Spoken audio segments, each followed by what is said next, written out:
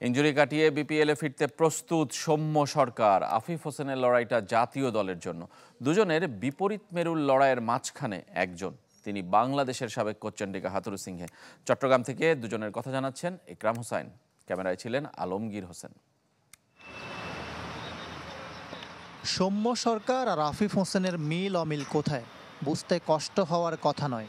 প্রতিভার কারণে বাংলাদেশ ক্রিকেটের সবচেয়ে বেশি সুযোগ পাওয়া দুই ব্যাটার। তবে সাবেক কোচ চন্ডিকা হাথুরু সিংহে সৌম্যকে ফেরালেও আফিফকে দিয়েছিলেন বাদ। লাস্ট 7-8 মাস একটু আমার প্রবলেম হচ্ছিল কনফিডেন্স নিয়ে। আমাদের লাস্ট কোচ যখন ছিল, স্পেশালি তার সাথে যখন কাজ করেছিলাম, আমার কনফিডেন্স নিয়ে সত্যি কথা বলতে একটু প্রবলেম হচ্ছিল।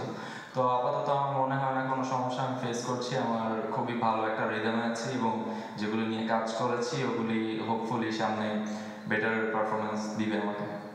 হাতুরুর লাইফলাইন কাজে লাগিয়ে সৌম্য সরকার ওয়েস্ট ইন্ডিজে বেশ সফল।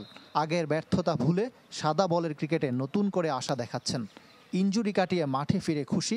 বৃহস্পতিবার রংপুর রাইডার্স জার্সিতে ম্যাচ খেলতে নামলে ধারাবাহিকতা ধরে রাখার চ্যালেঞ্জ। সবসময় চেষ্টা করি যে ভালো করার, কিন্তু হয়েছে বা হয় নাই ওগুলো তো চলে গেছে। তো নেক্সটেরগুলা, সামনেরগুলা চেষ্টা করব যে যেভাবে শেষ করেছি ওইটা দিয়ে আবার নতুন করে শুরু।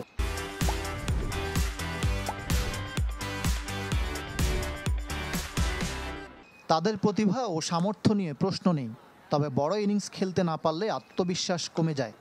একই ভুল আর করতে চান না সৌম্য আফিফ। লাস্ট টুরে সালাউদ্দিন স্যারের সাথে অনেক কিছু কাজ করা হয়েছিল, তো ওগুলি নিয়ে কিছু কাজ করছি। ওগুলি হোপফুলি ঠিক হয়ে গেলে আরও বেটার পারফর্ম করা পসিবল। শুধু যে আমার কাছ থেকে বড় ইনিংস চাই না, যে সব প্লেয়ারের কাছ থেকেই চাই। তো হ্যাঁ, ওইগুলো হলে হয়তো বা অন্যরকম প্রশ্ন হতো যে আজকে হয়নি, সো চেষ্টা করবো নেক্সটেরগুলো যেন বড় হয়। চ্যাম্পিয়ন্স ট্রফিতে তার উপর বিশ্বাস রাখতে বললেন সৌম্য সরকার। কোচ মোহাম্মদ সালাউদ্দিনের পরামর্শে ব্যাটিংয়ে আরও উন্নতির চেষ্টায় আফিফ হোসেন। ইকরাম হোসাইন, চ্যানেল 24, চট্টগ্রাম।